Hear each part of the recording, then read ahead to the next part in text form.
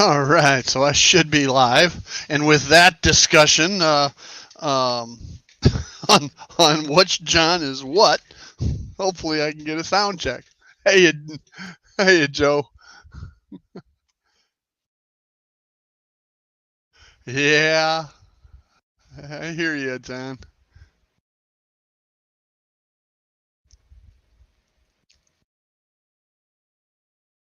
I'm sure after this delay, John SRV will give me my sound check. Sound good, Joe. Oh, John, you barely squeaked out, Mr. Raider, refrigerator Raider. Hey, how's everybody doing today? Is that with or without your hearing aids, Lynn? Just kidding. I don't even know if you have hearing aids or not.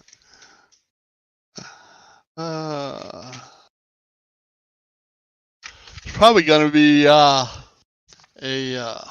limited crowd, and maybe a short stream with everybody headed off to Timonium. Joe, I heard you were working the show with one of your friends. I don't know what time you're going to start on that. What? Yeah, exactly, Lynn. Hey, Digger. Welcome.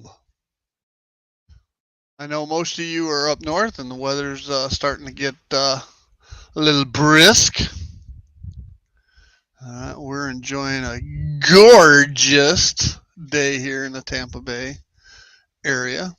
It's a mild 80 degrees with limited humidity. Hey, Robert, what's happening from East Texas?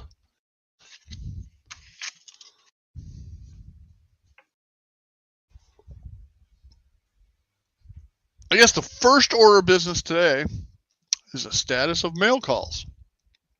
Now that Hurricane Ian's over and everybody's getting back to normal on deliveries from that, I was fully expecting a package to have arrived this week from Caboose Stop Hobbies.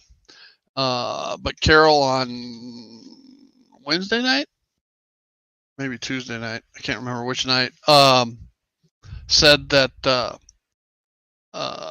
they were having issues with the method in which they ship via UPS. Now, if I was a betting man, don't go spreading this as a rumor or anything. She mentioned a book that they use to ship by, and if I was a betting man, UPS finally did away with that archaic and ancient method of shipping things, and everything's based upon computer. And Caboose Stop probably has not adopted that philosophy yet. I mean, when I get my charge receipt, it's still on one of those slide machine pieces of paper with a handwritten account number on it and so forth. Bless their hearts. Only in Iowa, right? And I'm not blasting Iowa. I'm a native Iowan. I graduated from Iowa State University. I just know how some rural folks can be, even though they're not really rural. They live in Cedar Falls, or shops in Cedar Falls at least, and which is a fairly good-sized town. Waterloo, it's adjoining Waterloo, which is a huge John Deere area. All right, they have a factory there, one of their numerous factories. So, hello, Anthony and Gus. Welcome. So anyway, they have not shipped my package yet, and they haven't even hit the charge card yet. So I don't know. It'll get here when it gets here, but I still have some other mail calls that we'll cover as we go on. Didn't Iowa just get touched on telephone service? Funny you should say that. My fraternity house in the late 70s, we still had a rotary phone. So I don't know what they have now. I haven't been back in years. I'm sure they've gone digital. I'm pushing 65, and I know we had one when I was a kid, but I don't remember it. as far as rotary phones, um, because my dad worked for Illinois Bell Telephone, and he was an engineer for them. So our house was equipped with touch tone phones in every room from the early 60s, as part of that's the methodology of how they tested out the system, or beta tested their system, was through the engineering group with Ma Bell. So I knew how to use a rotary phone because all my friends had them, but we didn't have a rotary phone. I don't remember a rotary phone. So here or there.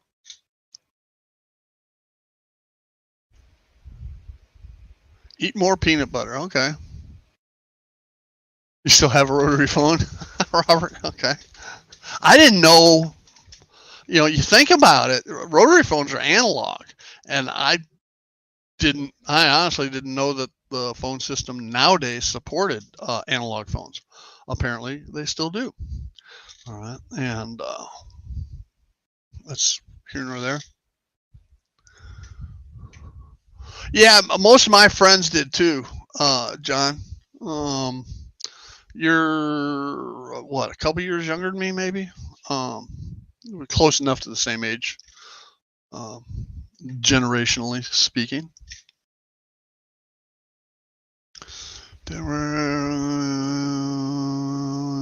Yeah, same here, Joe Rader. Um, it was kind of cool. When they came, I don't know if y'all remember the character phones that they came out with. They have Snoopy and Woodstock, and they had Mickey Mouse, and they had some others. Um, my dad was walking to the headquarters building in downtown Chicago, and they've got a company store in the lobby of the first floor, and he just happened to go in there because he saw these things in the window, and he asked the lady who he knew behind the counter, and she said, "Yeah, they go on sale tomorrow." And he said, "Cool, can you save one for me?" She goes, "No, I'll just, you want them? I'll sell it to you now." So he got one of the Mickey Mouse and one of the um, Snoopy's. The Snoopy was a rotary phone, okay? And the Mickey Mouse was touchtone. Well, my brother had first choice. Well, Snoopy was more popular at the time, so he and his wife chose the Snoopy rotary phone. So I got the Mickey Mouse phone. That Mickey Mouse phone now I think runs $175, $200 as a classic. Dad paid $15 or something back. This would have been, when would it have been? Early 70s maybe. So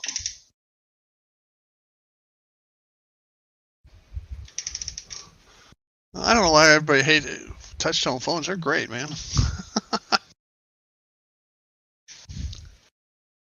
Hello, Lee. Welcome.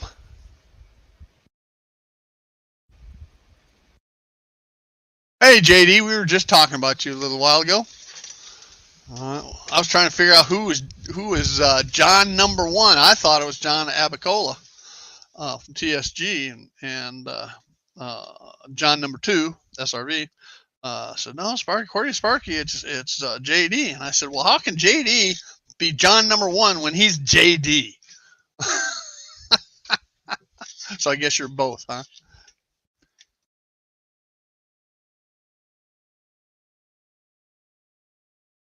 And Mystics, John Mystic 007. We got to figure out what number John Linton is. John Linton could be John Infinity and beyond.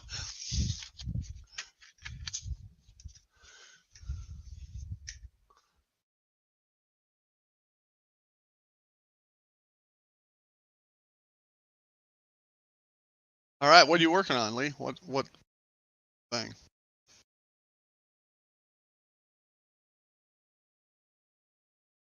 Yeah, that's what SRV told me. I didn't know that. But you'll never be John number one. You might be John number one, JD, but you'll never be John number one because you are JD.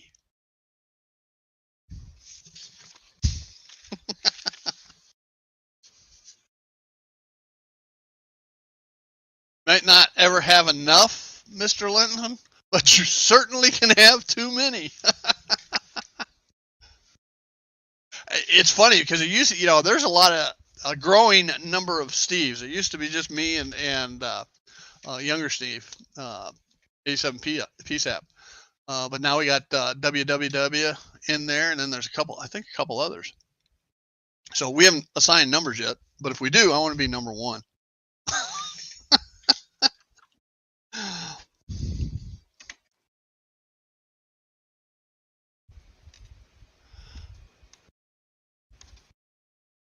There you go, his record-breaking mustache.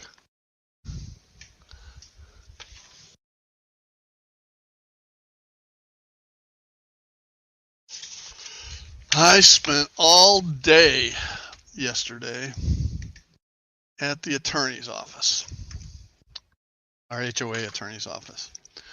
Mediation, where there's a claim against the HOA. It basically boiled down to a couple of residents that don't like each other, live next door and don't like each other, and are bickering back and forth all the time. But there's a claim against the HOA, basically for not enforcing the covenants and restrictions or declaration. So I know there's a lot of people out there that hate HOAs. I'm not getting in that discussion. But when they don't enforce what they say they will enforce, that everybody agrees to when they move into an HOA neighborhood, that's just as problematic as overreaching. Actually, it's more problematic than overreaching their authority. But again, I don't want to get into that discussion. I just was pointing out that I was tied up all freaking day in a super boring mediation.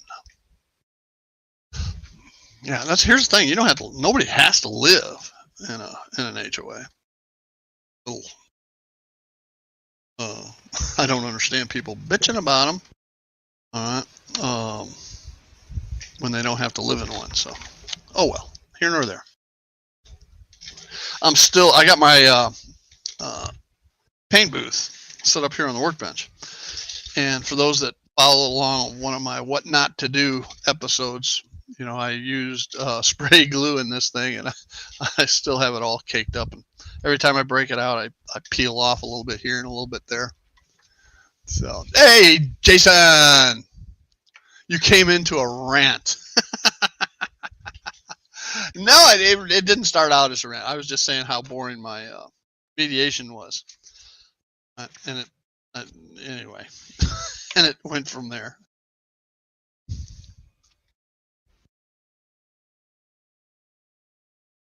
Witchcraft John. That's the same as John. Mystic John. 007.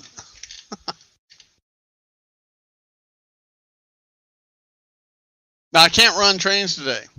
All right. If you look behind me, I've got Chicago all tore up.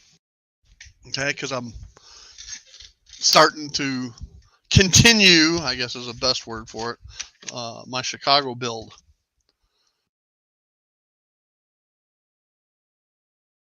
There's another view of Chicago, that toddling town. I don't have a State Street. State Street's in the area that I skipped. You go on the left, you got the Lakeshore. That's Columbus Avenue. It's not actually Lakeshore Drive. There'd be another road closer to the Lakeshore. And then you got the sunken Van Buren Street Station and Freight Yards. Then there's a scene divider, and we skip all the way through downtown in the Loop area, blah, blah, blah, out to just west of the Chicago River, where Union Station sits. And we're building up that. And what I've been doing over the last almost 2.5 years now, is I've been accumulating things for this front scene of Chicago, the front portion, the Union Station portion. As a matter of fact, when I decided to turn this room into my train room and start building, my first trip to Gulf Coast Hobbies down in Sarasota, I bought the Walthers Union Station kit. So that was well over 2 years ago. And I still have it somewhere.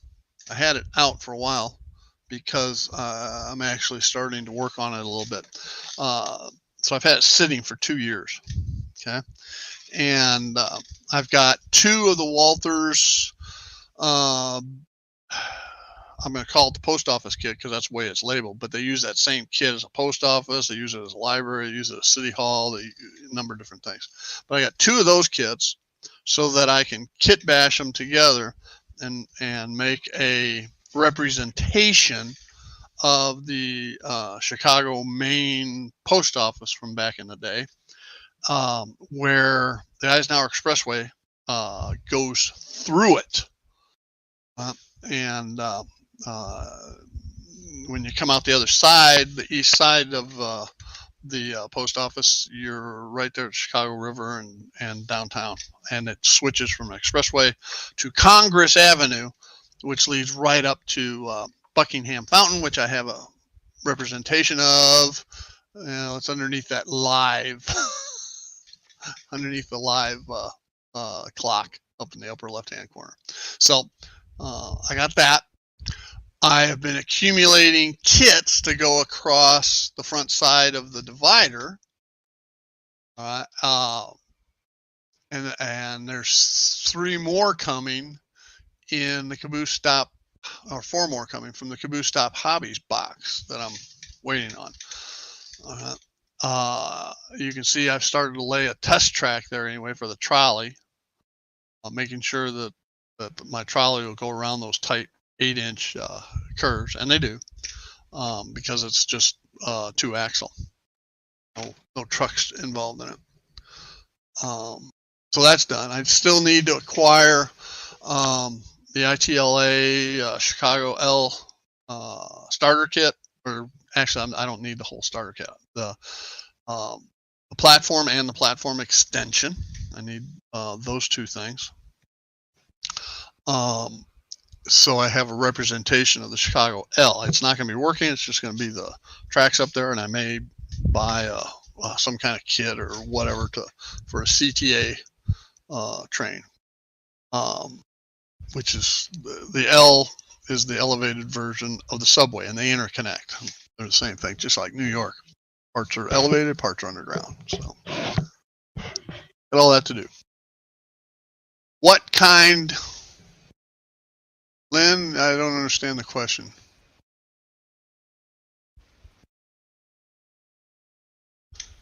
Yes, Jason, that's a paint case back there. It's a soft-shelled paint case.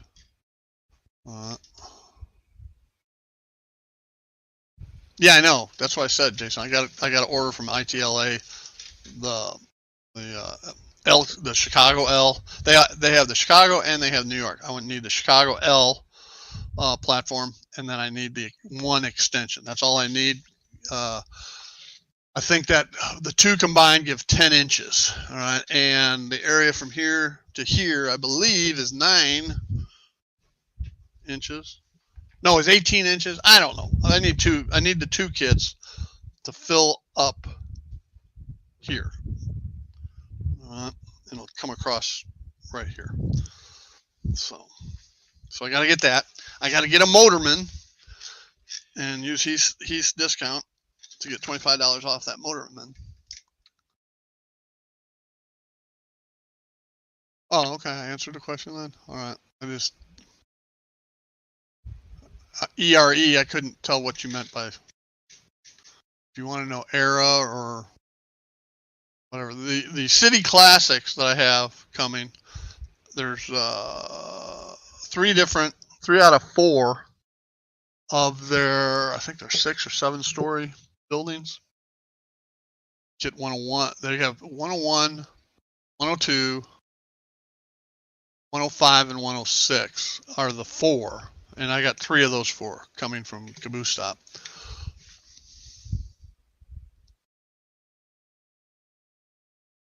So, and then there's another kit I mistakenly bid on, but hey, that's okay.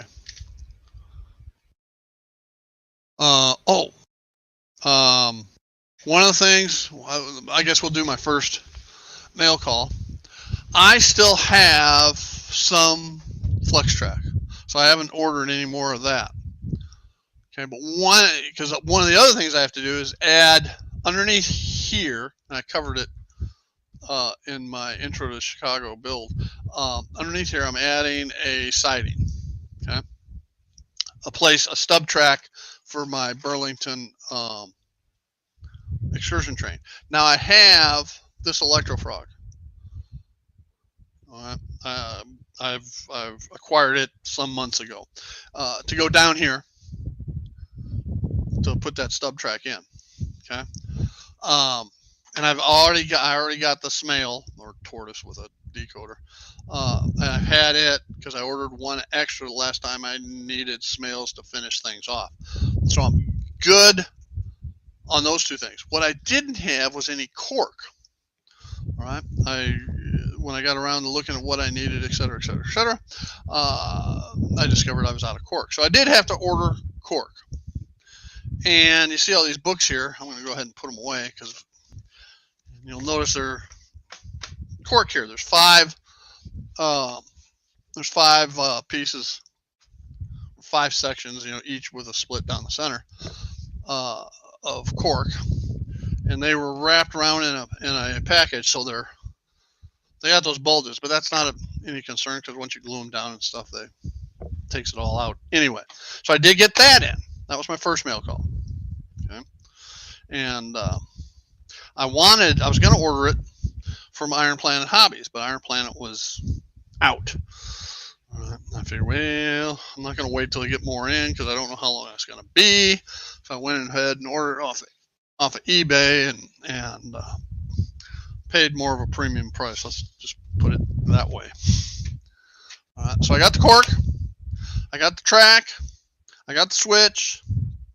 The only thing I don't have is the bumper at the end, but I can. It's not going to be seeable, so I can make something as a stop back there so it doesn't run off the end. That's no problem. So I got that. Okay. What I'm currently working on, before I do anything up here, I got to finish what's back here. All right, and y'all watched over the last 2 years me building this stuff, and I never finished. This is still bare cork showing, and part of it was I didn't know what I was going to do. So let me dig a picture out of my archives and show y'all what I'm trying to. And again, I say it more than once, and I'm not prototypical, I'm proto-representative. So what I'm trying to represent with that scene.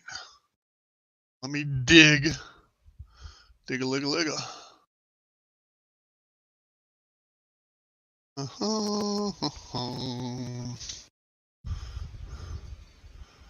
Yeah, it's not there.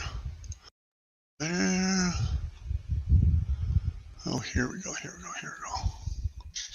Maybe not. Oh, not here. Let's go there. Closer. Oh, right here. Now this is in the 1930s. Let's see if I have one that's in the 60s. It's better represented. I wanted.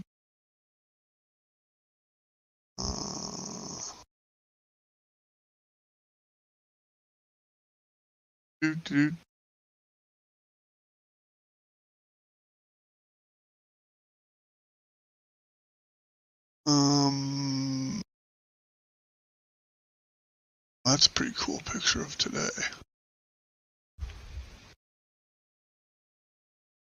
All right, here. This would have been circa 1956.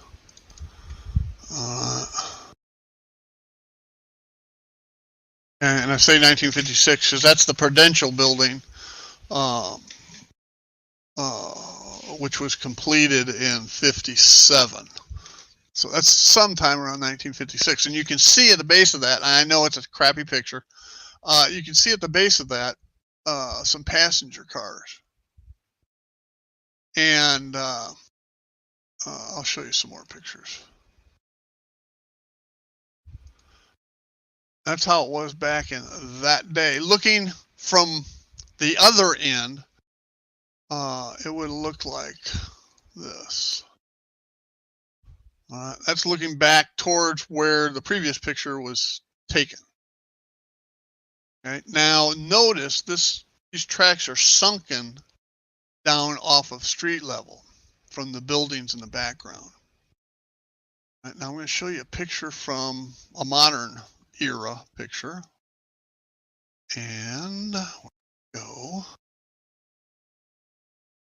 Here's the one from the, I thought I showed.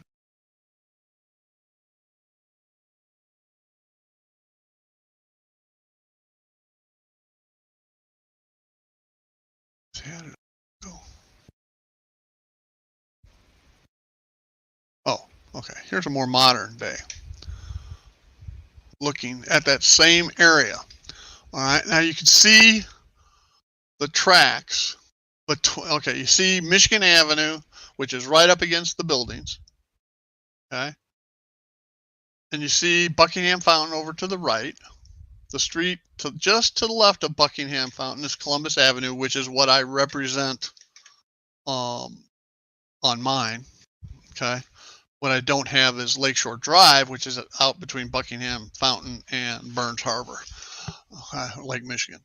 But between Columbus Avenue and Michigan Avenue, you can see the sunken rail lines through there. Okay. So that's what I'm trying to represent. Outlines of dead people around the station. Move my name. Okay, I got to figure out how to do that, Jason.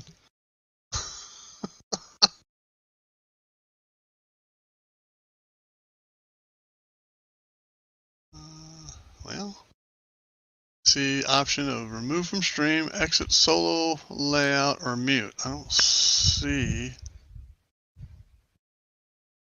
how I can get rid of mine. Well, okay, so you can't see the bottom of the pic. I'm sorry. I don't know how to get rid of it. Oh, did something. Nope. Do anything? What's that do? Oh, that ain't doing anything.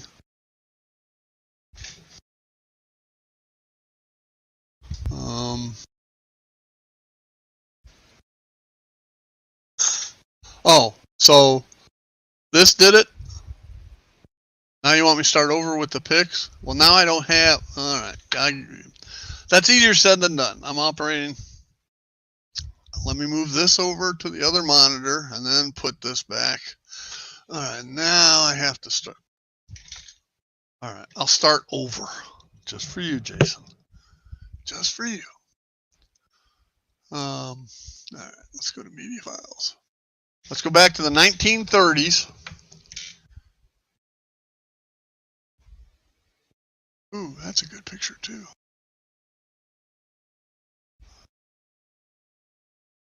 Let's take a look at this picture.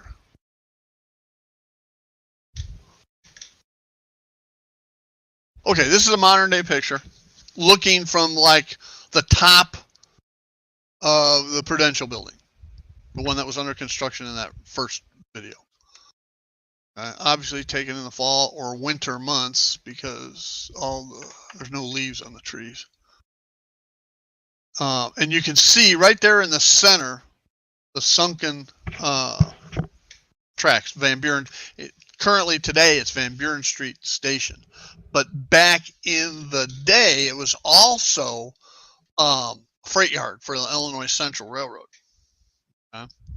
And a lot of the supplies, freight, etc., for Chicago before the interstate highway system was finished, and finished until what, the 70s or 80s, and became prevalent, all came in on rail. You know, a lot of Eastern and Southern railroads came in on Van Buren Street Station or Dearborn Street Station. the southwestern areas, such as the Santa Fe, even the Baltimore and Ohio came in the Grand LaSalle Street and Grand Central Station. Then you had the Pincy and the Burlington, Chicago Northwestern coming in through Union Station, and there's a, they call it a different station nowadays. It's the Thompson Transportation Center. It's just an offshoot of Union Station. It also handles the what used to be the Milwaukee Road. They're all Metro stations now, Metro and Amtrak. But all of those are in other areas of Chicago that allowed for freight deliveries. Okay. We'll go through some of the others. Just so you get what I'm trying to represent with that back half. Here's the 1930s picture again.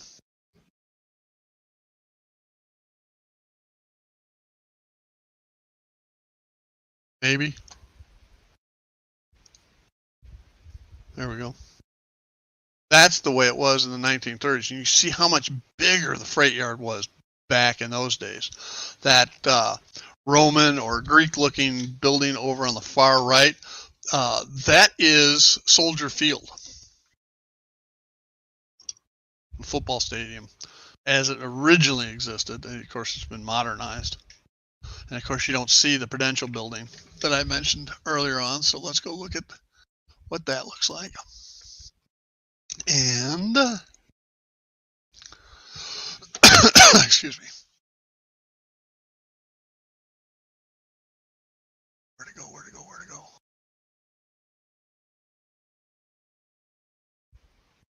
Prudential Building. Where's the one that was building it? Oh, there's the one building it right here.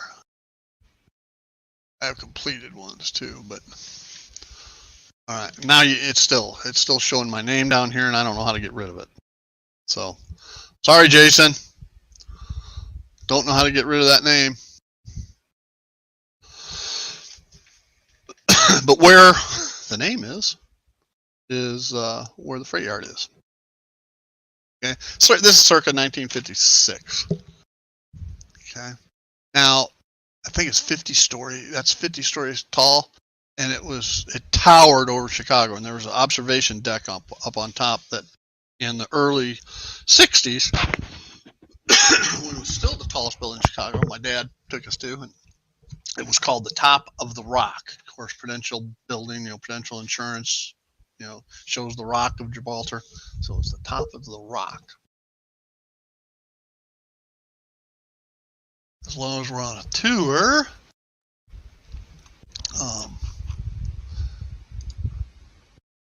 this is what it looked like when it was completed. Okay. So I'm going to replicate this picture on a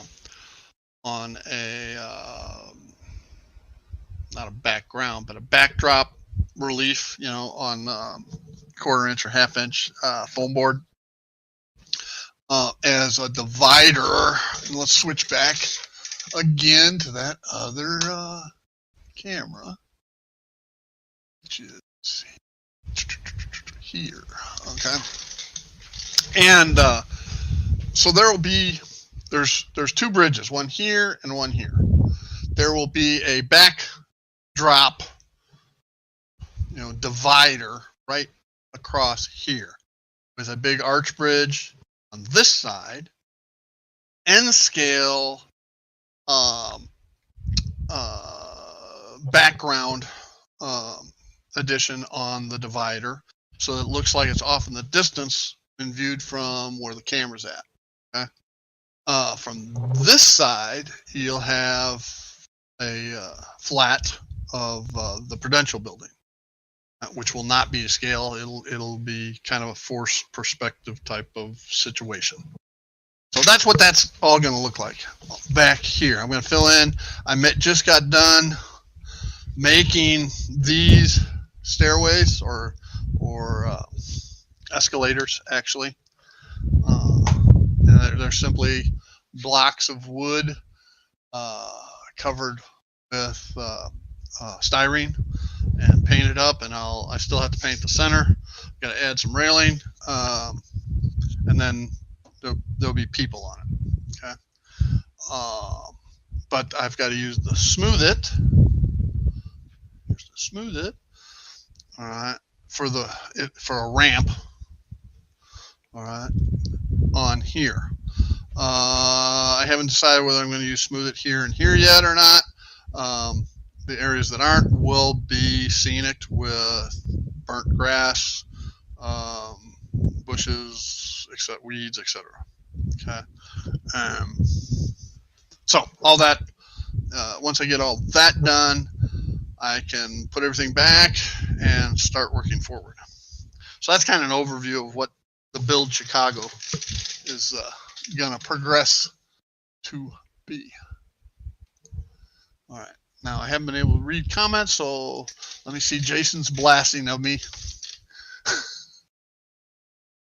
Oh, bye, Jason. I missed you. Just told me how.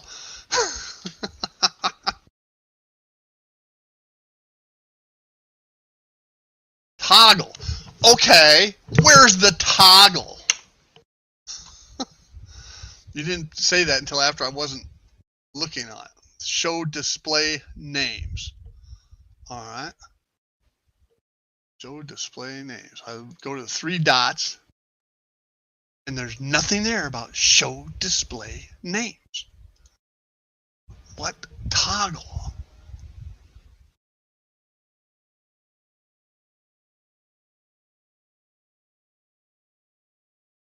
Still don't see it. In settings.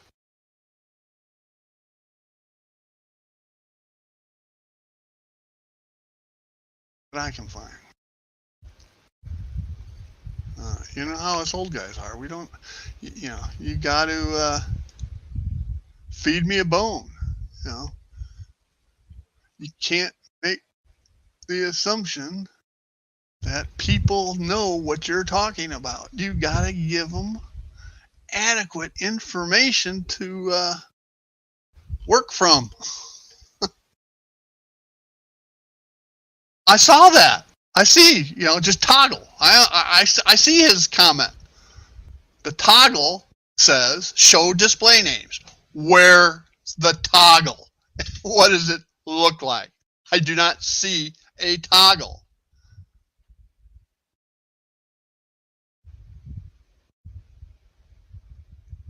Okay, above that it says click on brand. That was the little bit of information I didn't see because I was already somewhere else. Brand. Theme. Show display names. Okay. Well, he said earlier, okay, there you got it. I obviously didn't because this is the actual first time I'm seeing this. Okay.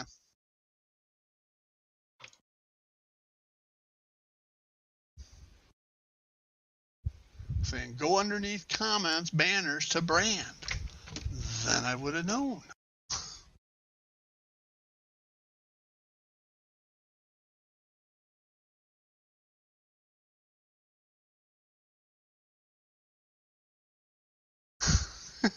Mystic. Yeah, you're right, Mystic. I'm going to tell you all a story. Okay? I'm going to tell you all a story that I used to use in my communications training program for supervision. And some of you may have already heard this before. So when we lived in Dallas, and my son was about 8 to 10 years old, and my nephew was 10 to 12 years old, my brother and I had a deer lease with some other people. There's 10 of us on the lease. And it was a great father-son, bonding activity during deer season. During any season, because there was always something to go hunt and kill out there. And when you live in Texas, you always hunt and you always kill. There may be people that don't agree with that. Hey, it's part of the culture in Texas. All right, so we're out. We go out for a morning hunt. We leave camp about 5 o'clock in the morning. We sneak off to our deer blind. We sit there and we wait for to get enough light, and the feeders go off, and hopefully a big buck comes in. And nothing happened that morning. So we finish about 9-10 o'clock. We pack it in. We go back to camp. We had walkie-talkies, so I tell my brother we're headed back. So he grabs my nephew, and they head back too. We get back to camp, and we're sitting out at the picnic table, and we got a trailer there. And my brother says my son's name is Kyle, and my nephew's name is Ben. And says, boys, why don't you go inside and make breakfast? I said, Ben, you make the biscuits, and Kyle, well, you make the eggs, and make sure you use a lid. Okay, sit the boys off. He and I are out there and talking, just gabbing away. A little while later, here comes the boys out of the trailer, and Ben's leading the way with the biscuits on a tray, on a baking tray, and sets them down on the picnic table. And, oh, nice aroma! We're hungry, and with the ambiance of the deer camp. Well, here comes my son, and he's got pot holders, and he's holding an upside down lid with scrambled eggs in it. Okay, and my brother, and the lids, they got the plastic little round or square type handle on them. That is melted to shit. And my brother, Kyle, what did you do?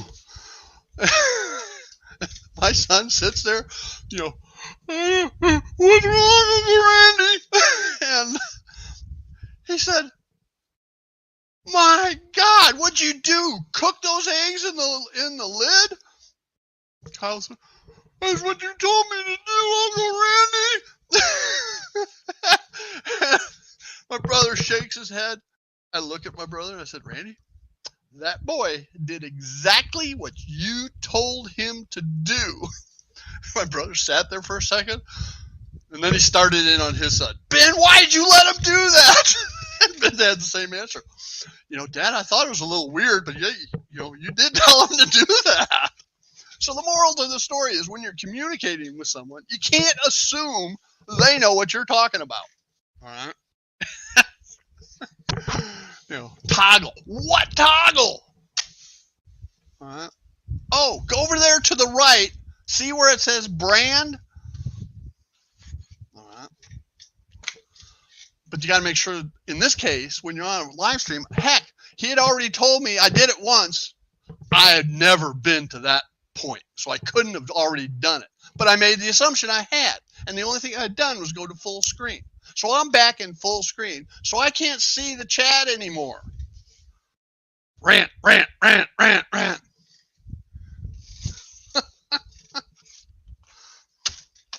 I'm sorry Jason missed all that. It doesn't matter. I'm not mad or anything. I'm just going, what? I know. From y'all's side, I look like an idiot. I understand. From my side, no clue of what you wanted me to do. So, here nor there. Always check for understanding.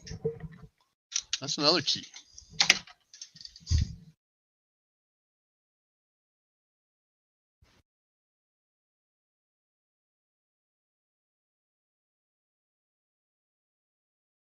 I didn't melt anything. Oh, wait. Where is it? God damn it. I used to still have that thing. The lid, that is. Threw it away. It used to be right out here on my desk in one of these cabinets, but it's gone. I think because I used it as a prop. I kept this thing, knowing that it was a perfect prop and a perfect story to teach supervision about how to give instruction to their crews. Right? Always check for understanding. Make sure your instructions are concise and everything, because supervisors are always saying, some bitch didn't do what I told him to do. Well, yeah, he did. Tell me what you told him to do. And they tell me. I said, okay. I had a supervisor working for me and said, well, I told him to go upstairs. And I looked at her and I said, what do you mean you told him to go upstairs? Yeah, he was supposed to go upstairs. I looked at her and said, we don't have an upstairs. Well, in the modules, and I said, you didn't say second level in the modules. You said upstairs. How am I supposed to know what the hell you're talking about? So anyway, lesson learned. I got to see if I still have this thing. I may have gotten rid of it since I don't do that training anymore, or I've just rat-holed it away somewhere. But, and I can't find it, but God, it was funny. You pull that lid out, and the hands just melted. Yeah.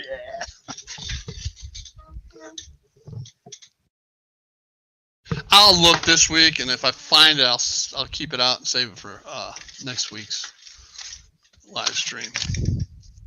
Hello, Mr. Ethan Armitage. Haven't seen you in a while, buddy. Welcome back.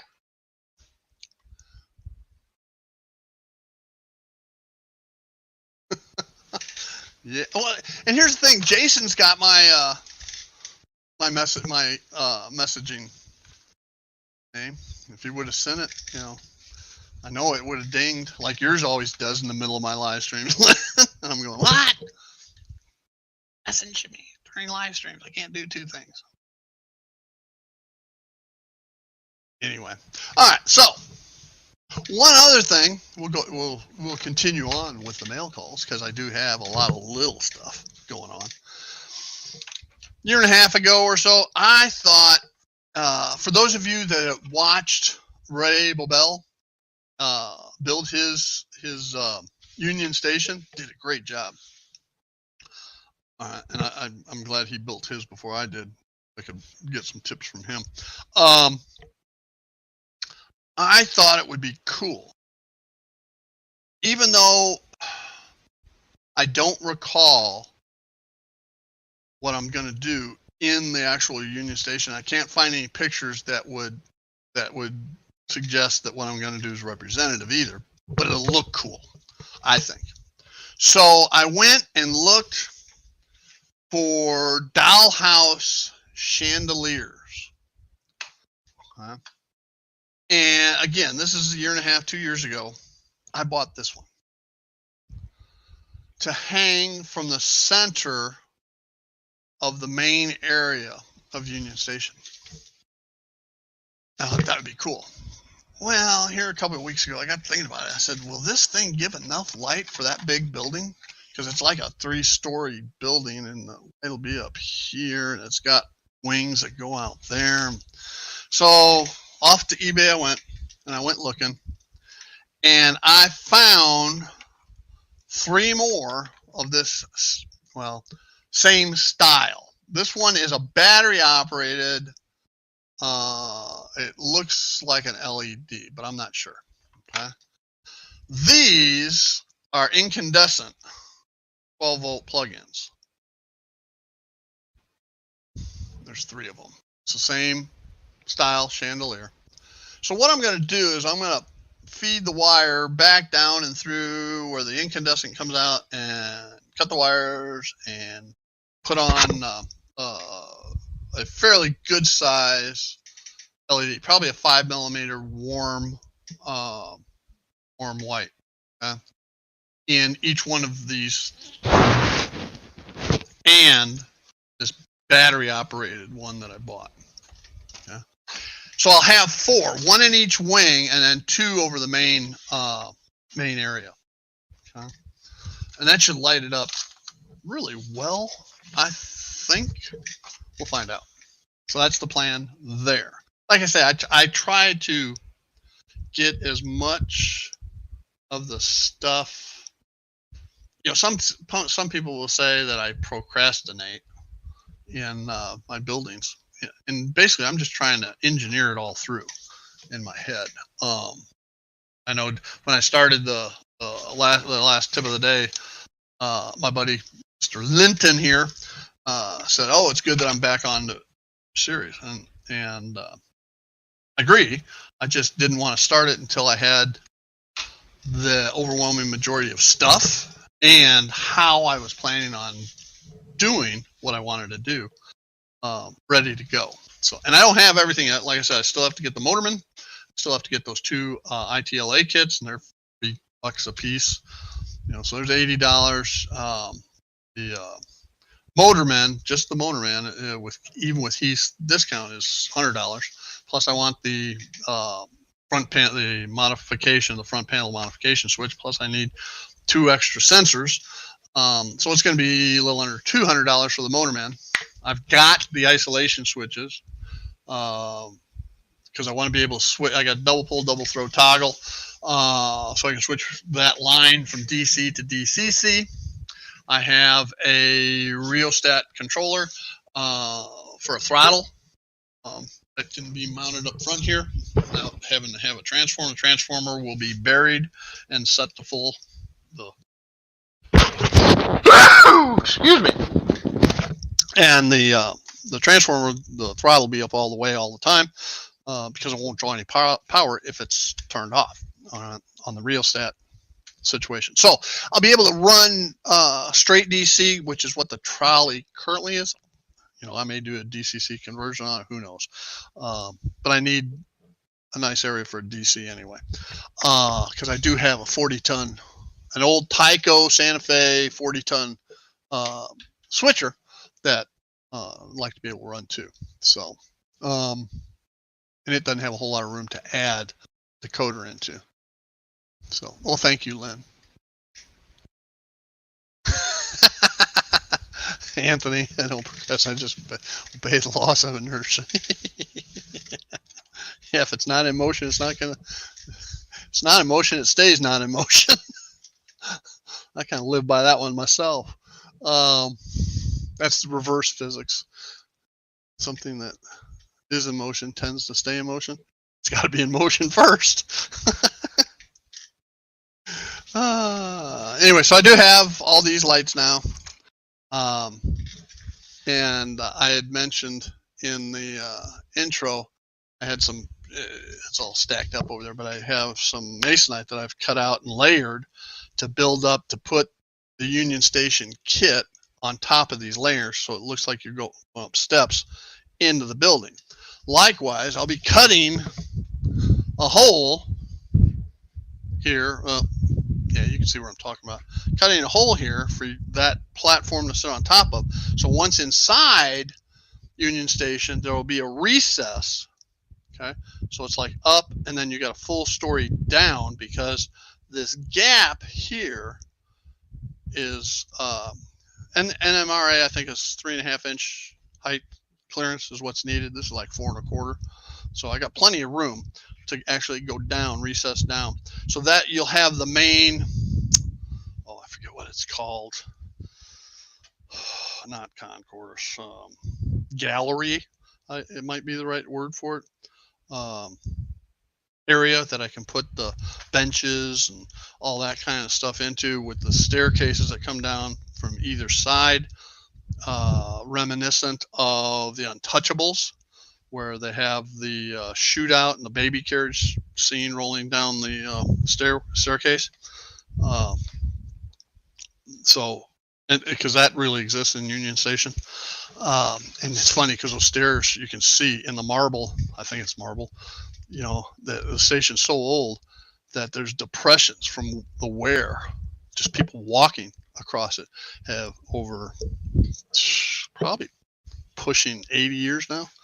I'm not sure, but you have those depressions, so it's pretty cool. Thank you, Ethan. So, so that is that. What else have I gotten? I made a trip to Lowe's. And just to get supply stuff, more paintbrushes. Okay, because inevitably, I don't clean them good enough. And over a period of time, they're crap. They do more harm than good. I got some Tite Bond too. I used to could Gorilla wood glue, and it's great. But I heard somebody, and I don't even remember who, talking about Tite Bond 2 wood glue, and so I said, I'll give it a try. And I don't need a whole lot, so I didn't get the big canister of it. But so I got it. And then what I use to bond non-like materials, all right? If I'm bonding styrene to styrene, you know, I typically will use the Tamiya ultra thin green cap stuff, or the Plastruct brands. You know, if I'm doing any type of resin stuff, I'll use the CA. But if I'm doing like wood to plastic to wood, or I'm laying track cork or flex track to the cork, my preference is DAP Quick Seal Clear. It comes out white, but it dries clear. All right, and so I use that. And while I still have a tube in my caulking gun, it's getting pretty low, so I always like to keep an extra one on site. There's something else that was in here that I think I've used already. I don't remember what it was. So anyway, I got that stuff. I can put these away now. What was the other thing I got? Huh. Oh well. Couldn't have been that important, right?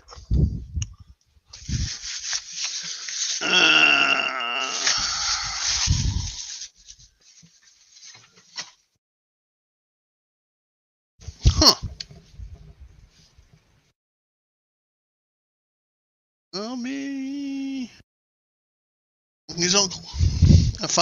I just found another canister of Gorilla Glue. Wood. For wood. Oh well. Never hurts to have extra, right? I got something else. Oh, there. I looked, and you know, I'm going to be putting that flex track in that siding, and I got to rip out the one that's back there and relay it as well. So I went and said, you know, I better check and see how many rail joiners I have. You know, I only had 4. So between the track, the 2 sets of flex track lines, and the switch, I didn't have enough. So I went ahead and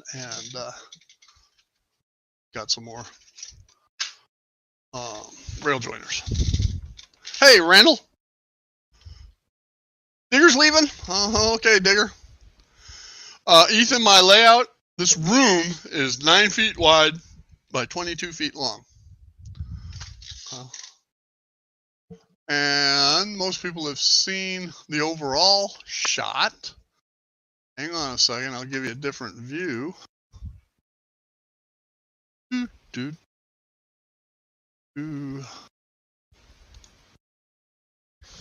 Hang on.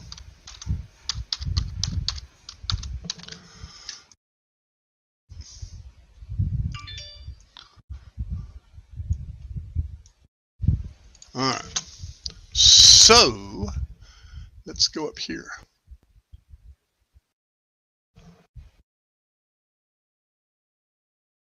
Okay, Ethan, there you go. That's an overall view. All right. There's a lift up section that goes here. All right. That's passageway. This piece here swings around, connects there. That bridge here drops down. There's also a harbor scene that lays in place and a backdrop for across there. So that's kind of everything. I thought you'd seen that before, Ethan, but maybe not. And my puppy's barking. Oh, UPS is here. Not here, nearby, according to my wife. So that's that. Let's switch back. What?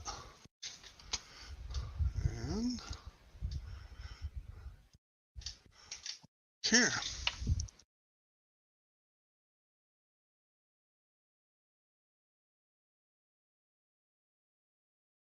Brr, Randall. That's too cold for me.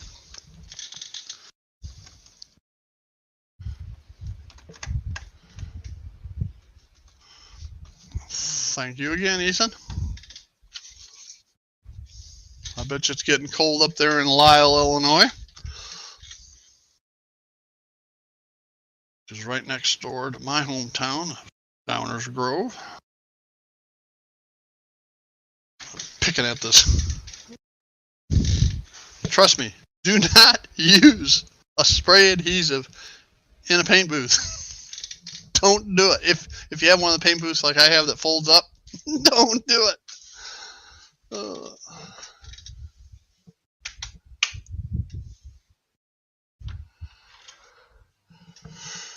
right, so that's all my mail calls. I can't wait. I was going last Thursday.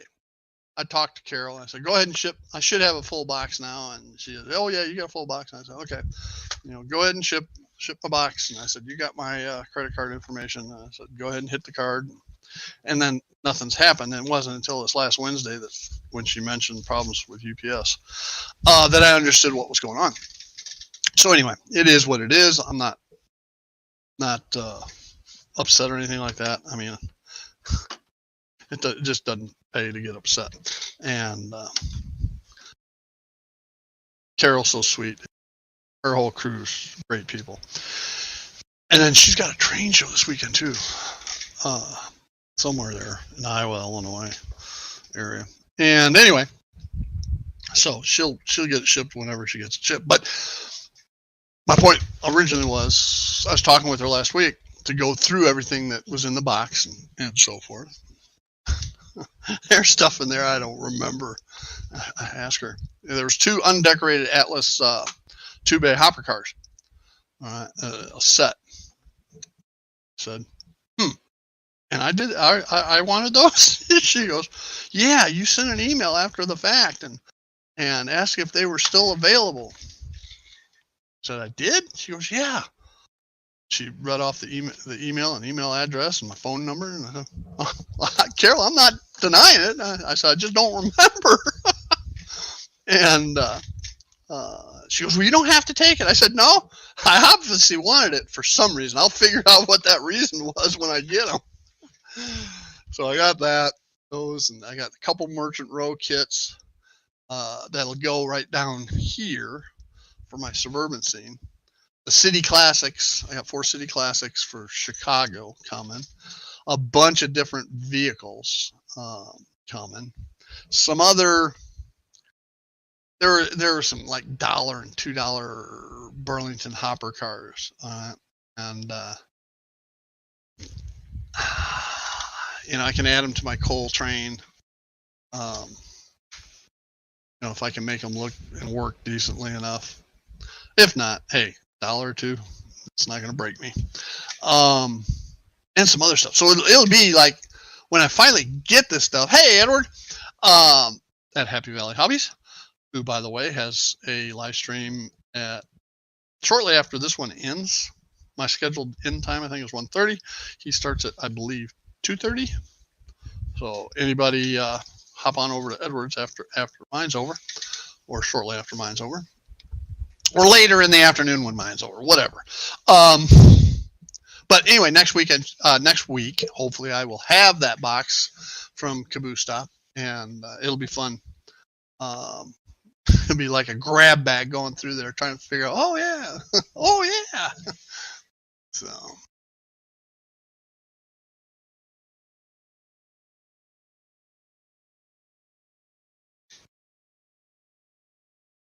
Prices, I've never seen anything overpriced from Caboose Stop. The problem is the shipping.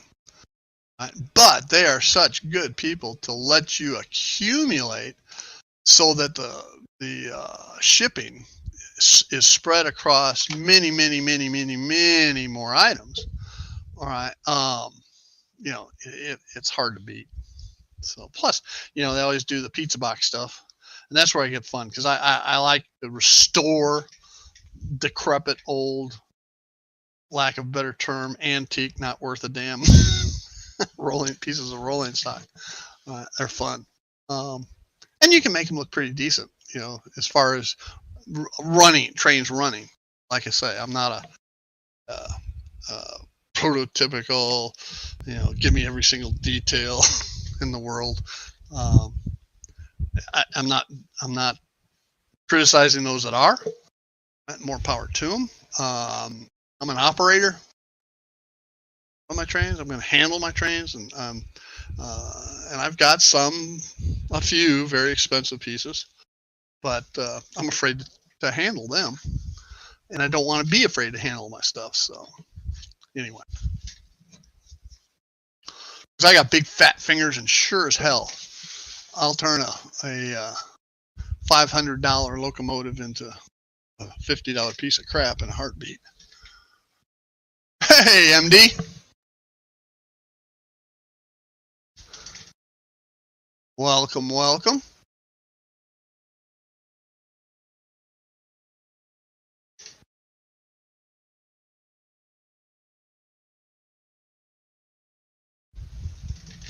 Yeah, it's funny, Lynn, you like West Coast because that's where you're at. I like Midwest because that's where I grew up. East Coasters, I like the Burlington, of course, Chicago Northwestern, Rock Island. Secondary to that would be the UP and Santa Fe, Great Northern. But the cool thing about Chicago, and I've said it 100 times, is almost, I won't say all, but almost at least a very high percentage of the Class 1 railroads back in the day came to Chicago. So you can model Chicago with just about any road name that you wanted. Pennsy, New York Central, B&O, C&O, Grand Trunk, Sioux, Southern, Chicago, and Eastern Illinois for John, Linton, Illinois Central, the Monon. You can almost name all. I won't say all because Southern didn't come into Chicago, but almost the overwhelming majority of railroads came through Chicago in one aspect or another. Like the Union Pacific, they didn't come in directly into Chicago. The front end power on them would be switched out at Omaha to Chicago Northwestern, just like the Western Pacific, Denver, Rio Grande didn't come to Chicago, but they did sharing of the California Zephyr. Okay? The Northern Pacific, Great Northern, they didn't come into Chicago, although the Empire Builder and North Coast Limited came into Chicago under Burlington power. Okay, so you still saw. As a kid, I was so damn confused at grade school because the tracks running through our town was Burlington. And then all of a sudden you'd see these green trains coming through. Well, they're the North Coast Limited, and then you'd see these brown and orange ones come through. The Empire Builder with the Great Northern, but they'd all be front end power would be a Burlington engine. So now you probably don't see too many Tonopah and Tidewater, Lynn. You don't see any. We didn't see any logging railroads in Chicago either. So we had a lot of short line industrials.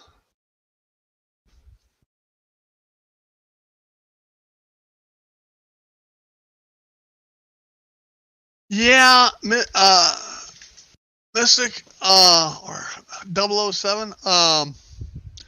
I don't think they ever made it in Chicago. Now, they may have had front end power by somebody else, like the Monon or the LNN, maybe. It may have been the LNN, Louisville and Nashville. Not sure. Okay. But that's the way a lot of railroads got around certain circumstances. But see, the Southern, their main bread and butter was not going north-south. It was going northeast to south, to the deep south, for the most part.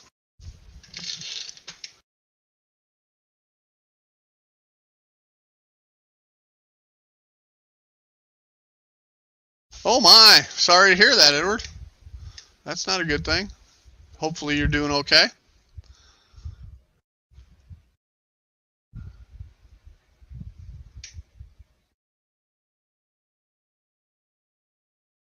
That'd be cool, Randall, if you could. Just make sure, I didn't think, I thought you had to have 1,000, well, I guess you just do it through StreamYard, like I do. To do a live stream via YouTube, you had to have 1,000, but, or on a mobile phone, I don't know. Talking about it didn't apply to me, so I didn't worry about it. But yeah, you can do a StreamYard off a cell phone, I would think. So, providing they had the bandwidth to do it.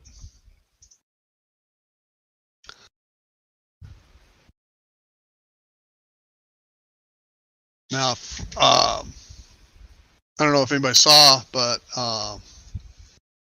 Pedo is doing bi-level commuter cars. They're going to be doing bi-level commuter cars, and they're starting with the series of the Burlington to the Burlington Northern to Metro, okay, BNSF. And so that should be pretty cool. Of course, I already have one commuter, lighted commuter, passenger, interior, the whole 9 yards train. But it'd be cool. I've got a pre-order on an E8 from Rapido, so it'd be cool to get probably just 3 cars, and then I would customize a heavyweight and turn it into a power car. The E series, until they got to the E9, the E8s and below, could only generate enough power, and I can't remember whether it was 2 or 3, enough electrical power for 2 or 3 commuter cars. So the longer commuter trains had to have what was known as a power car. All right, it was basically a generator car, and they converted old heavyweight, typically baggage cars, into these, and they'd be right behind the engine before the bi-level cars. They kind of went away for 2 reasons. In the mid-'60s, I want to say, because first of all, the E9s, the transition to the E9 had more horsepower and generating power, and they could handle it. But also, I don't know if it was Bud or another manufacturer of these cars, started putting power generators on them, on each car. So the engine didn't have to power cars anymore, and thus eliminate the need for these old decrepit power cars. So, but anyway, it'd be nice to have a full Rapido commuter train too. So they're doing that. I wouldn't get the BNSF one or the BN one or the Metro because it's not in my era. And they said if those went popular enough, they would do, I don't know whether they said Chicago Northwestern or whether it was Milwaukee Road and the Rock Island line, the Rock. Okay. Now the cars I have came from Cato. And Cato did all those same road names as well. But the Rapido ones are going to be more prototypically accurate. Mine are 4-window cars, and the later models of the Celestial bi-levels had 5 and 6 windows. And what I'm talking about there is along either side of the door, which is in the center of the car. So anyway, that's my history lesson on the Burlington commuter system. What is cool about the Metro cars that they're doing, or the paint scheme of the Metro, they will have the BNSF logo on them. All right. And I know I've told this story before, but the Burlington, aka BNSF, and nowadays has the longest continuous running passenger service in the United States. Okay. Started, I want to say 1857 forward. Okay. I could be off a few years there on the front end side. Because when everybody else did away with their passenger service, the Burlington did away with theirs as well when Amtrak came along, except for the commuter traffic, the commuter trains in Chicago. And they kept those. All right. Now they were flagged over to Metro, but they were operated by the Burlington, or Burlington Northern at that point in time. And even today, if you look at those cars, the Metro cars, they will have a BNSF tag on them. So, working on building a bridge out of matchsticks. Wow. Okay. That would be tricky. Are matchsticks long enough? Well, I guess if you use the bigger strike anywhere style, they would be, wouldn't they?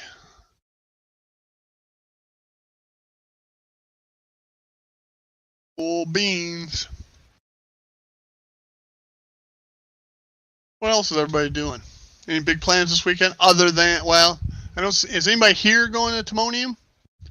MD, you going? I don't know exactly where you live. You'd be one of the ones that would live, if I had to guess, would live close. Let's see who else is here. Yeah, Mystic, you're not totally out of distance. A little far, though, from Connecticut down to Baltimore area. John, you're not that far, but I heard you say earlier you couldn't make it. It's probably out of distance for you. Well, Lynn, you could do it, couldn't you? No, you got another train show this weekend. All right, I thought you probably would. I don't know. Again, I don't know exactly where you live, MD, but I thought it was in that area. What I would refer to as mid-Atlantic area. Ridgecrest for Lynn. I was going to go to Plant City for the NMRA regional there last weekend.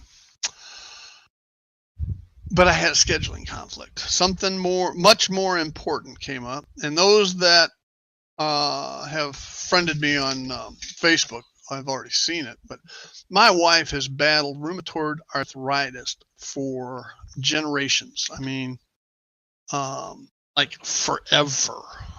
And it has been disfiguring in a lot of regards. The most, let's see if I got a picture.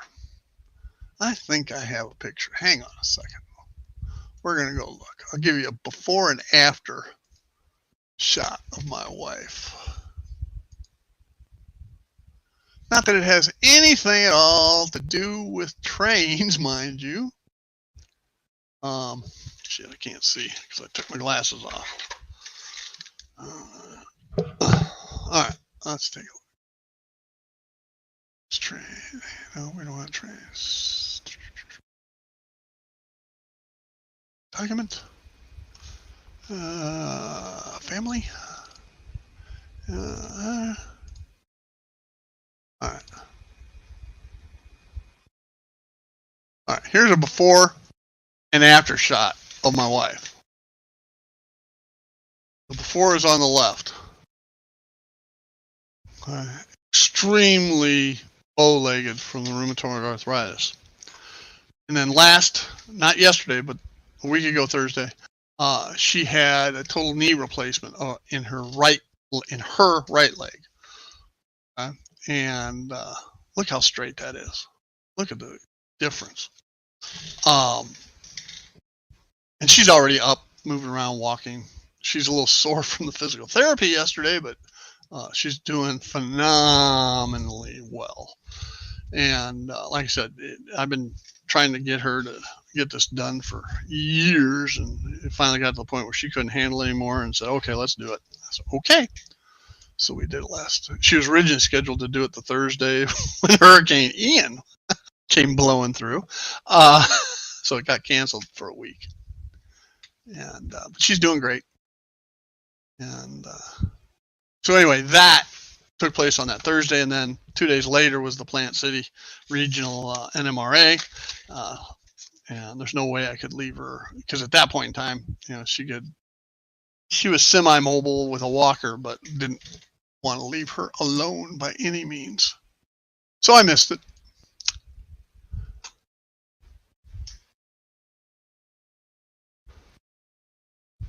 Oh, it helped a lot, MD. Next year she'll do the other one, because there's still issues with the other one. The orthopedics told her when she first went in that he was amazed that she was still able to walk. She said he told her that that knee joint's been grinding so much that there's not much left of the knee. So thus the total knee replacement.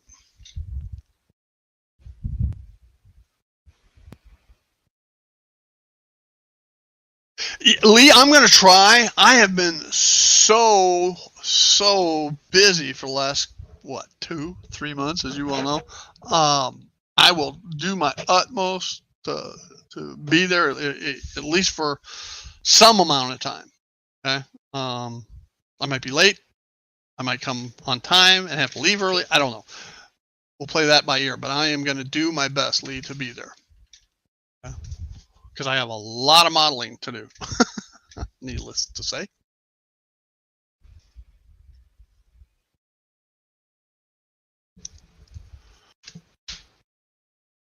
Now that the summer season's over, train season's back. People aren't out and about as much as what they would be in the summertime, but hey, this is Florida. Everybody's out and about all the time. So I never know. Oh, I have one more mail call item. Thanks to a gentleman that I met 2 years ago, Lee, Dave, that I was showing how I was using brass rod for bus bars inside of buildings to solder the leads for the lighting onto. Well, Dave had told me, I think his name's Dave, told me about copper tape. Okay? And it comes in different widths and so forth. So I tried it out, and man, I liked it. I liked it a lot compared to the the brass rods. So I bought some. Well, I bought some that was fairly thick, and I had to keep cutting lengthways to thin it out, which was a pain in the ass. And I'm about out of that. So I went ahead and did an order, and I got 4 of these 1/4 inch. I'm going to open it up. 4 of these 1/4 inch rolls.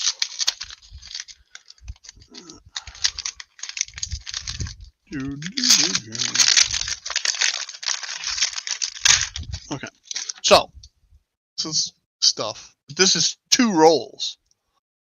Now you got to be careful how wide you use. Man, what the hell's the problem? They're stuck together. Oops. That didn't work. Oops. Never a good thing when you hear somebody say, oops. The inside plastic piece, as I was trying to separate them. Okay. When all else fails, get the right tool, right?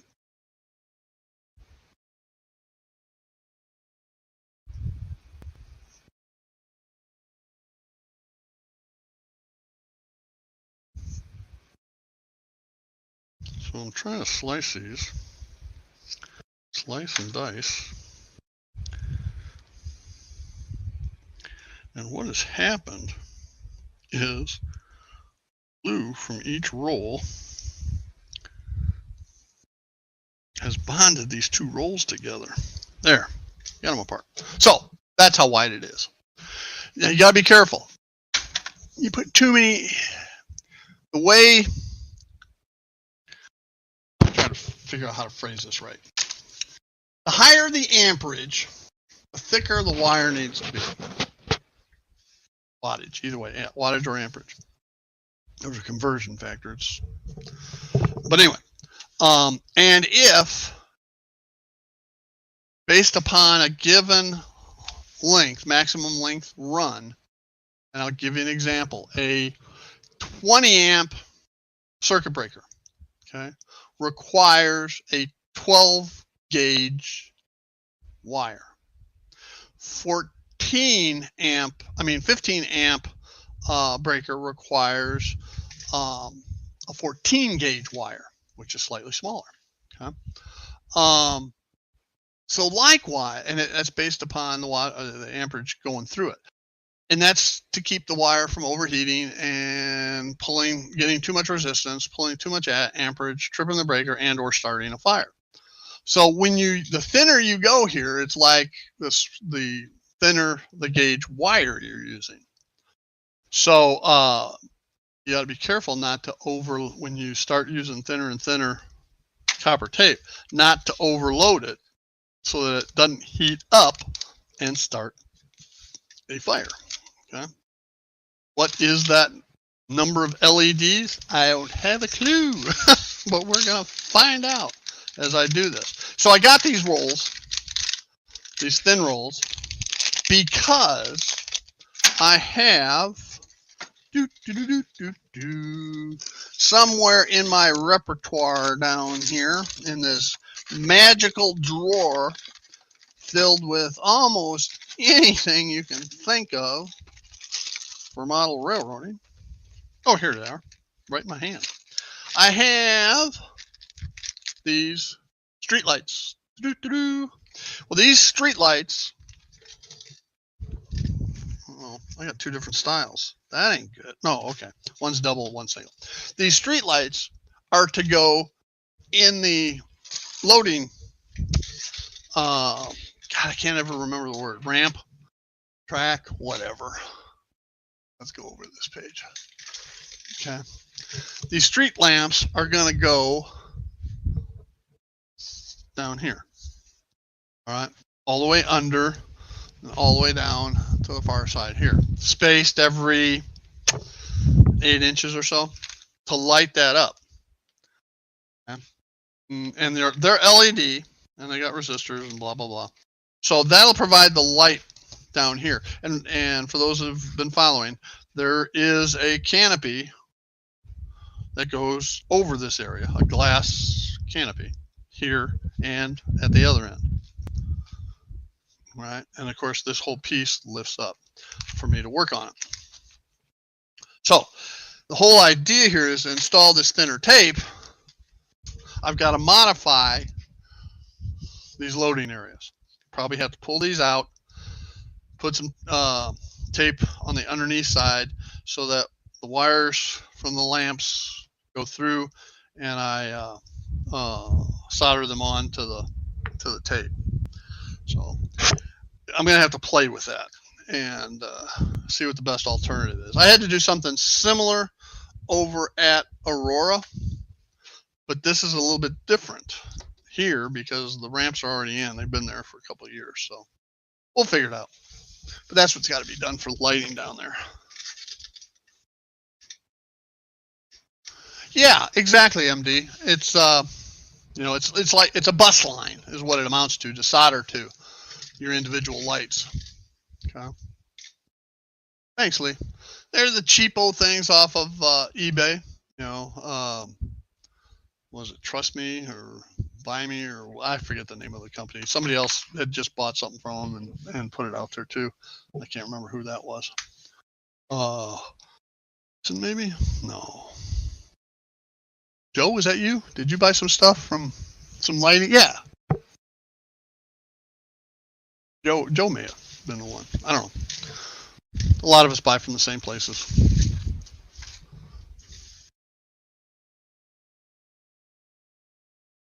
Yeah, I'm looking forward to it. Now, all the rest of my lighting is on photocells.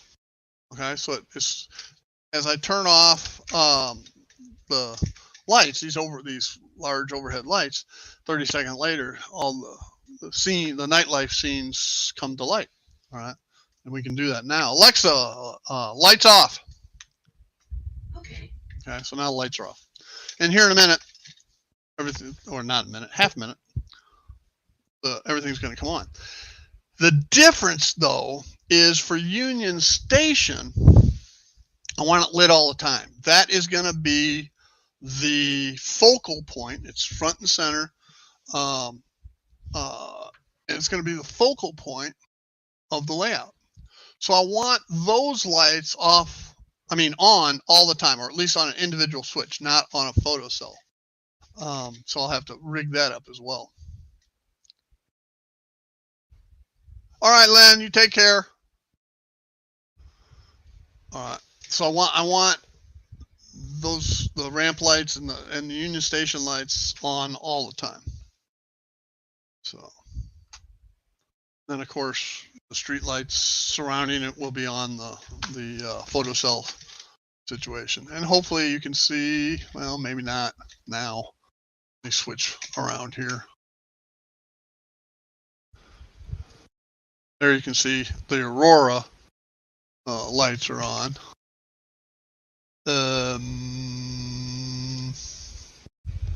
You can't see there because it's the drop down's folded down, so that ain't working right. What do I got over here? Oh, light coming in next to the window there, so you don't really see it there. Oh, the street lights here. Yeah, you can kind of pick up the street lights over there on the left on Columbus Avenue. You can see the lit places. So, anyway. And Alexa, lights on. Bing! All right. So, anyway, that's how everything works. Yeah, we're at about an hour and a half. I think I've covered all of my little mail calls. Like I say, a bunch of little stuff. Last week we didn't have anything. All right. This week we have all kinds of stuff. Go figure. Anybody got any questions or want to share or promote their channel? Now's the time.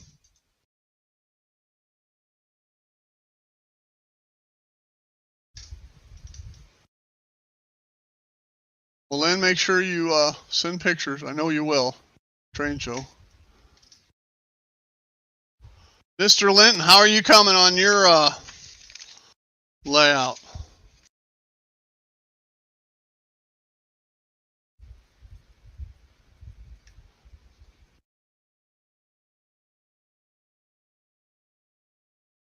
No, John got a surprise in the mail the other day.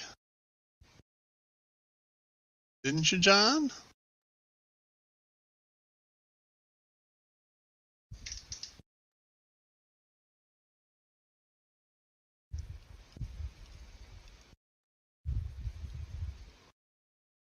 Not too much. You know, John, you're always on me to get something done. Do this, do that, blah, blah, blah, blah. All right. And every time I check on you, I haven't done anything yet. What are you using right now, John? Share with everybody what you got and how you got it.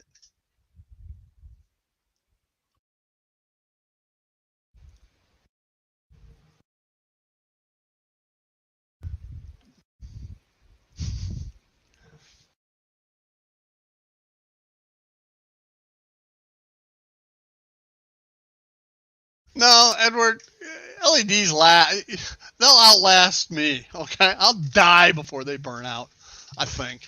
You know, and if not, I try to make everything where it is serviceable. Now, there's some exceptions. That is why I got to rethink those ramps, how I can make it where perhaps the upper portion that the lights are actually mounted on opens up All right, or I can desolder from the bus, the tape bus, and then drop in a new light. Yes, John was one of the lucky individuals, like myself, that got one of Rick Bailey's custom handcrafted coffee mugs.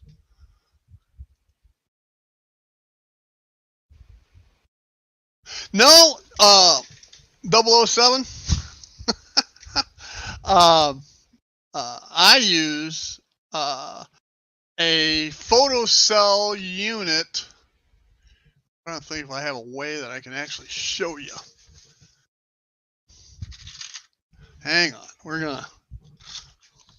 I use photocell units that are designed for outdoor exterior lighting. They're 12 volt.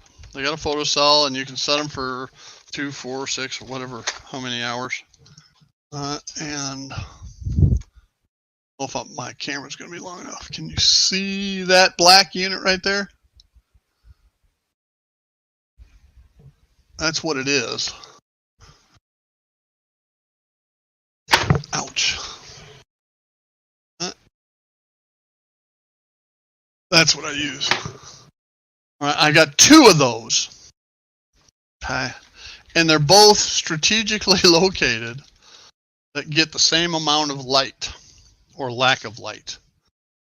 All right, so that when these lights go off, they both trip on within milliseconds of each other.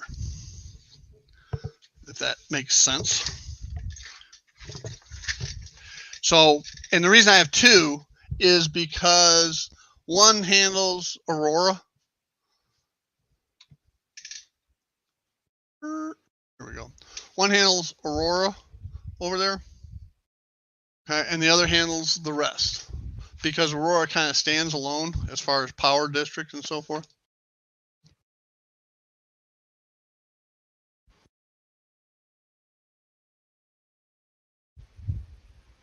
Thank you, Mr. Linton. I got to get credit for doing something nice every now and then.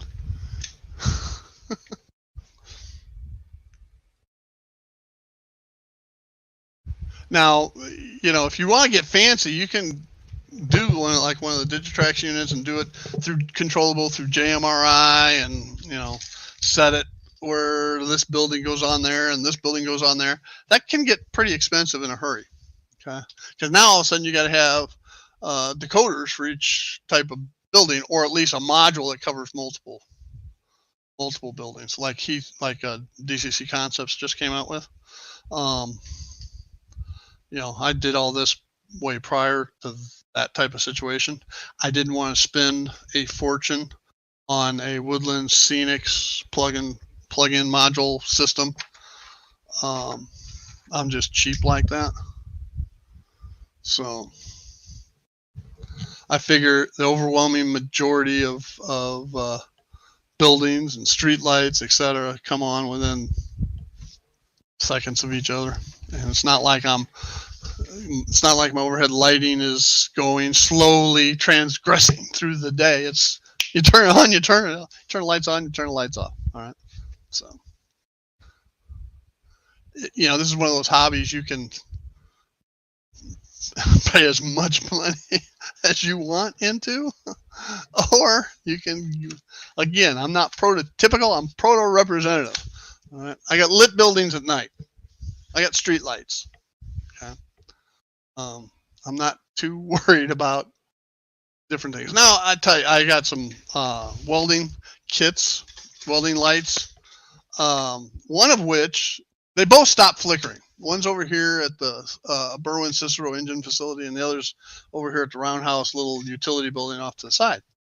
And they both shot craps within a week of each other. And I said, okay. And but I noticed the other night, the one over here at the Roundhouse is flickering. It's noticeably flickering, not brightly like it did originally, but I noticed you can see it flickering in there. So I checked on the other one. It's still not working. But what I thought I'd do is just add one blue flicker bulb to each one of those lights and let it act as like the not a blinking light. There's a difference between blinking and flickering. I'm going to add a flicker bulb, not a blinking bulb.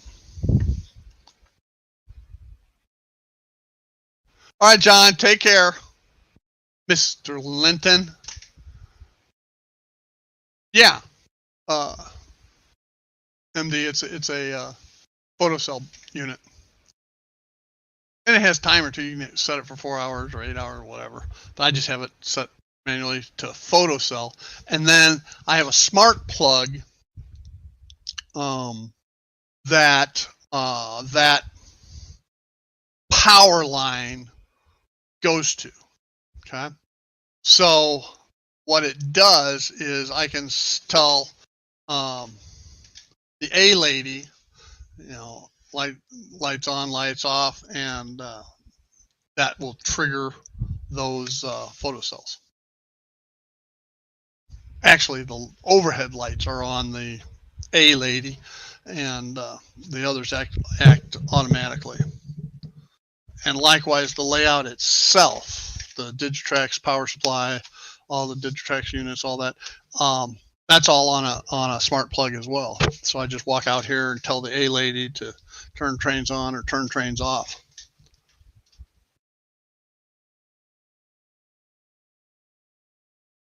You know, Mystic, it is actually easier than what you can imagine. Okay? All you need is a 12-volt power supply. And it can be one of those timer units if you want it on a photocell.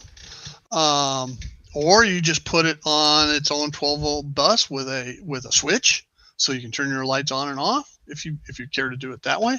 And then all you do is, for the lights, you know, some of them come pre-installed with resistors. As an example, this. All right, this is a 5mm bulb one, but I've chopped off the end of it to flatten it, because this one I have set up to go into a headlight on an E unit, E or F unit, either one. But it already has, if you look at the top of the black, you can make out in the on the shrink tubing that resistor underneath there. So this is pre-wired with the resistor. So then all you have to do is connect each of these wires to your positive and negative on the bus line. Okay, soldered it to, you know, you can extend these out and so forth. It is real easy. All right, and I know it's easy for me to say, right? Because I know how to do it. It's you know, somebody spend 30 minutes with me, I could show them how to do it like that, and they'd be off running. Because once they do the first one, oh, this isn't so hard. No, it's easy. All right, it's just a matter of running the bus line and then running the lights to that bus. Now I use T-clips, all right, to clip onto the bus line, right? Or you run a terminal strip. Let's see if I can find an example of a terminal strip. I'm sure I have some. Hang on.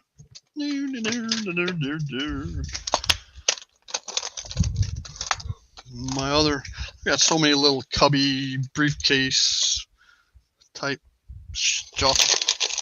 Okay. Oh, there they are. Well, I mentioned earlier about the rheostat for the motorman, for the DC style. That's sitting right, ready to go.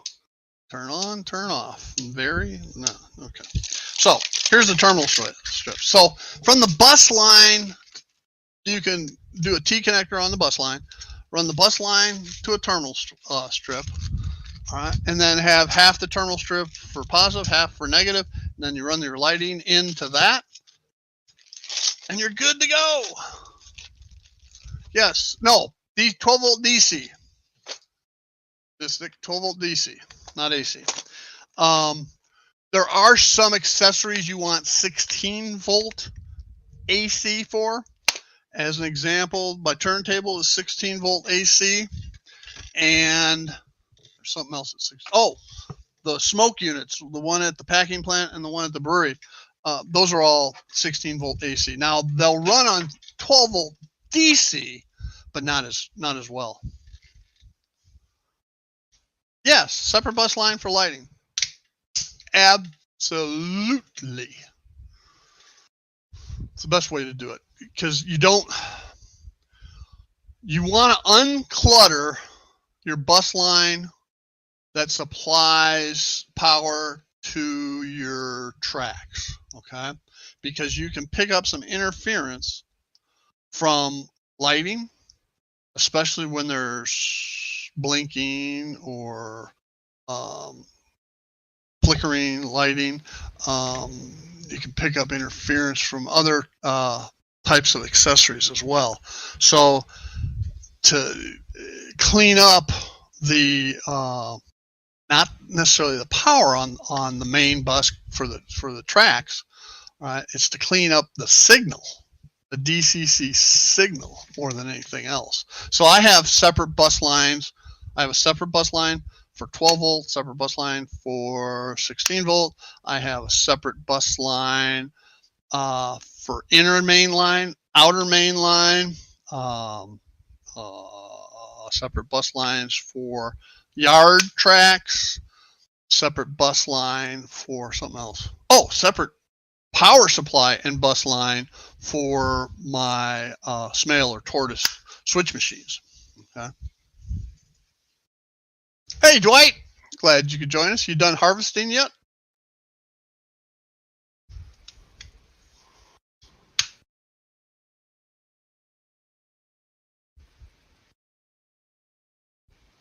Can you use an old DC controller to operate your Tortoises? Absolutely, you can do that. All right, DC. I believe Tortoises are just DC. Some of the Snap coil switch machines are 16 volt AC, but the Tortoises are DC. So my Tortoises run off of, I bought a booster when I did Aurora. I had it all wired up, and John Linton's left, but he could attest to this. What I had wired up worked, but there were some issues with it.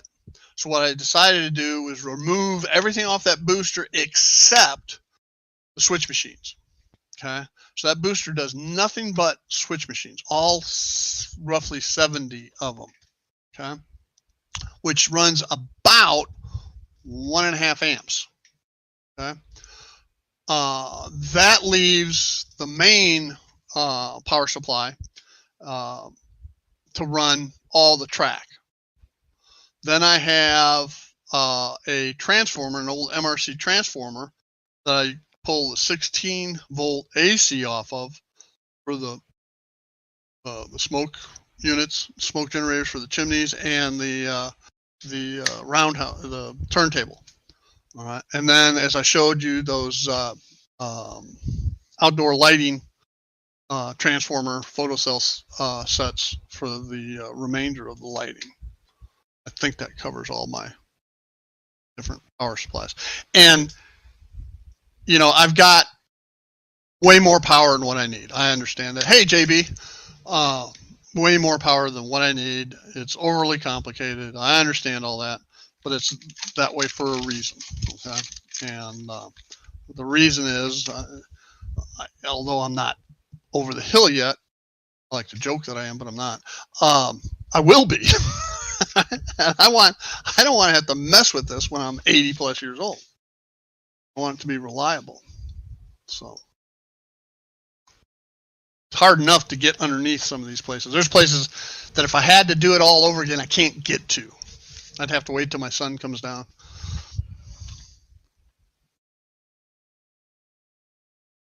Like I say, I have a separate booster, Digitrax booster, that I power my Tortoises off of. You don't have to. You can run a separate bus line.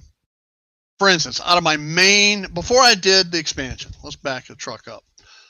Out of my Digitrax controller, all right, I ran the track power.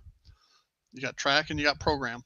Ran the track power to a PM42 circuit breaker, okay, that had 4 zones. And those two zones were for the 2 main lines. 1 zone was for the yard tracks, and 1 zone was for the Tortoise switch machines. That gave circuit breaker protection to everything. All right, everything on the Digitrax controller.